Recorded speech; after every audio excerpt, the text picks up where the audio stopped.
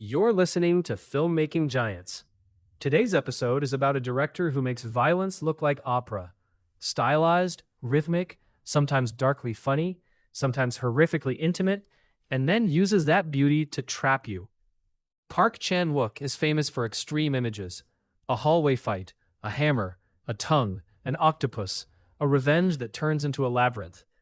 But if you reduce him to shock, you miss the real craft. Park's films are not violent because he likes violence.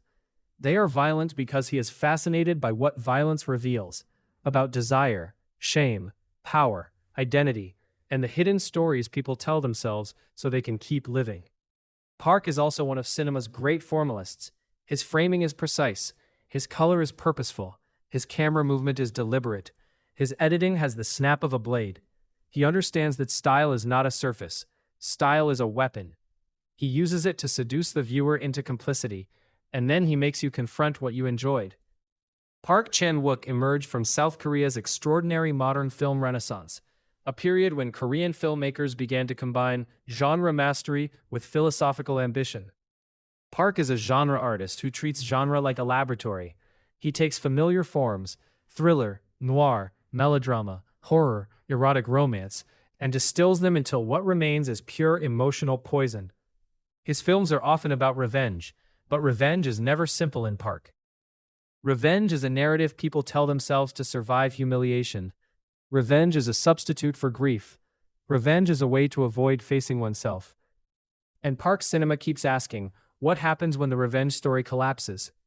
What happens when you get what you wanted and discover it doesn't heal you? What happens when the thing you thought would restore dignity actually destroys what dignity you had left? To begin with Park, you have to understand his relationship to beauty. Park's films are gorgeous. Even his ugliest moments are composed with aesthetic intelligence. He doesn't hide that he wants you to look. He wants you to notice the symmetry, the color, the choreography. This is not a neutral choice. Park is deliberately using beauty to make you receptive. Beauty makes us lean in. It lowers our guard. And once our guard is down, Park can deliver his real subject. The moral consequences of desire.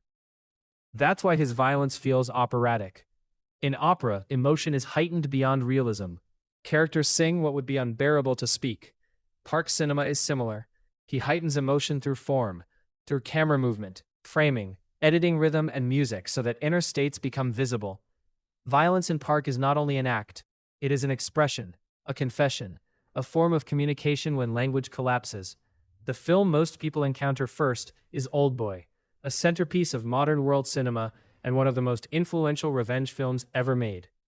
At the surface level, it's a mystery. A man is imprisoned for years without explanation, then suddenly released. He hunts for answers. The story becomes a puzzle box, each clue leading deeper into a conspiracy. But Park is not merely entertaining you with twists, he is building a moral trap. Because Oldboy is not just about revenge, it's about manipulation, how easily a person can be guided, how easily desire can be weaponized, and how revenge can be engineered like a machine. Park structures Oldboy like a descent. Each layer of revelation doesn't free the protagonist. It binds him more tightly. The more he learns, the more he becomes an instrument in someone else's narrative.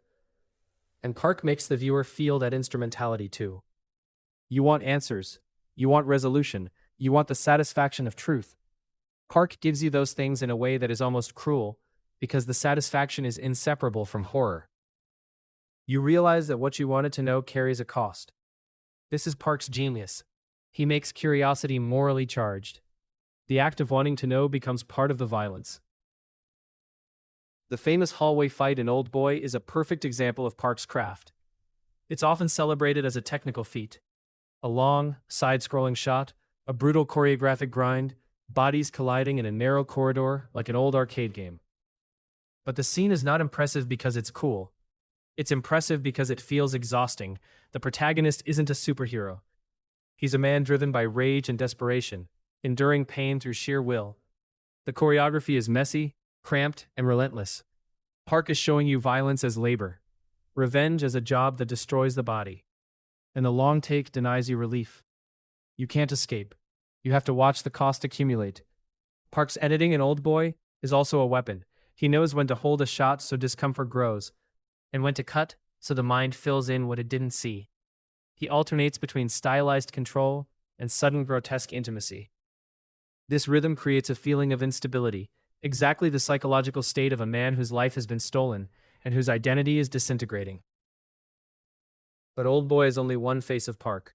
If that film is about revenge as an engineered nightmare, The Handmaiden is about desire as an engineered performance.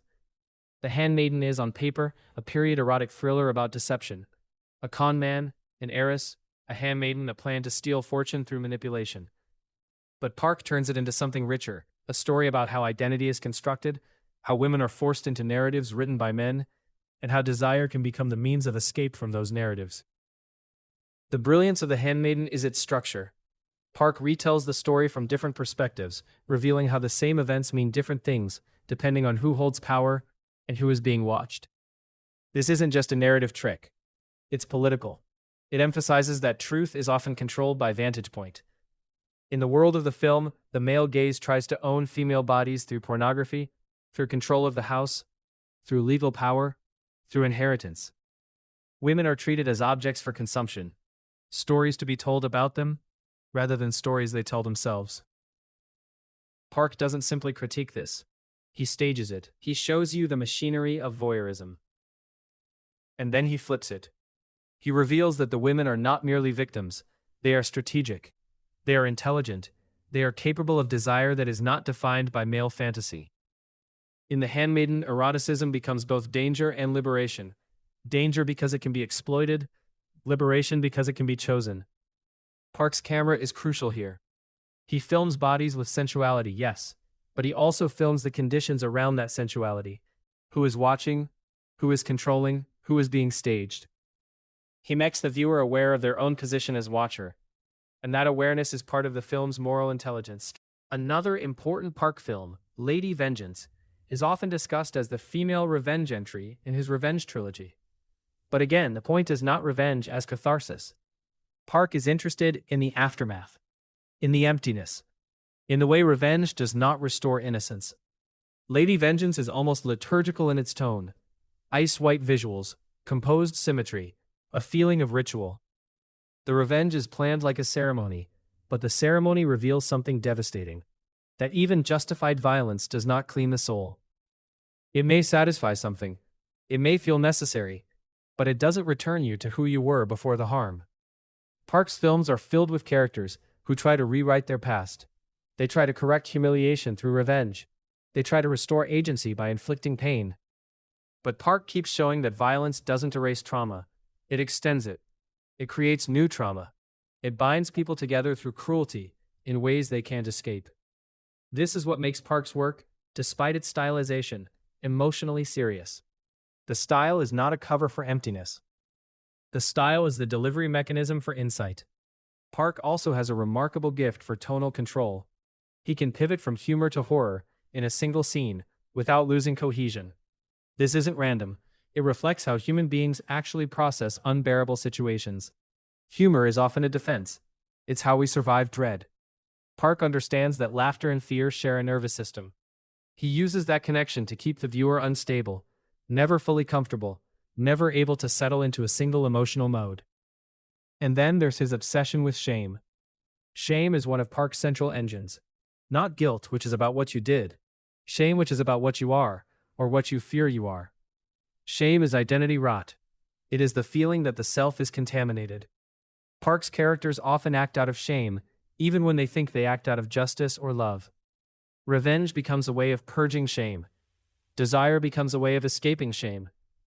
But shame remains, because shame isn't solved by external acts. It lives inside.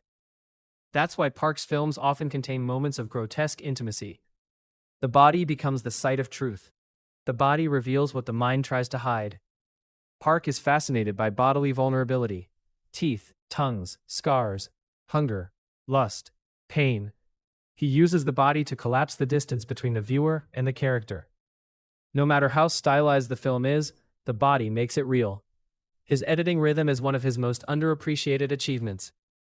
Park can cut violence like percussion, sharp, precise, timed for maximum impact. But he can also cut erotic scenes with a rhythm that communicates not just sensuality, but power shift. Who is initiating? Who is surrendering? Who is staging? Who is being staged? Editing for Park is not just continuity, it's moral emphasis. So what does Park Chan-wook teach a filmmaker? He teaches that genre can carry philosophy, that you can use thriller structure and still explore identity, power, and desire at a serious level. He teaches that style is not superficial when it is aligned with meaning.